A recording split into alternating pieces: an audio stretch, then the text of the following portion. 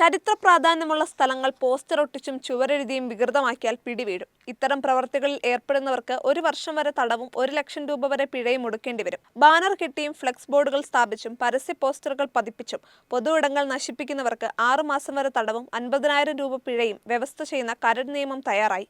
പൊതുസ്ഥലങ്ങളും പുരാവസ്തു പ്രാധാന്യമുള്ള സ്ഥലങ്ങളും വികൃതമാക്കുന്നത് തടയാൻ നിയമം വേണമെന്ന നിയമസഭാ പബ്ലിക് അക്കൗണ്ട്സ് കമ്മിറ്റിയുടെ ശുപാർശ കൂടി കണക്കിലെടുത്താണ് നിയമം കൊണ്ടുവരുന്നത്.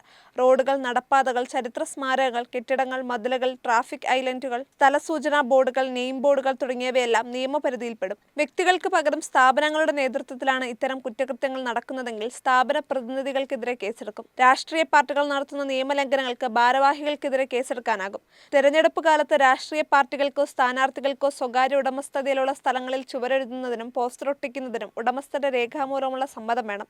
നിശ്ചിത ദിവസത്തിനുള്ളിൽ ബോർഡുകൾ നീക്കം ചെയ്യേണ്ടതും ചുവരെഴുത്ത് മായ്ക്കേണ്ടതും ഉത്തരവാദിത്തപ്പെട്ടവരുടെ കടമയാണ്.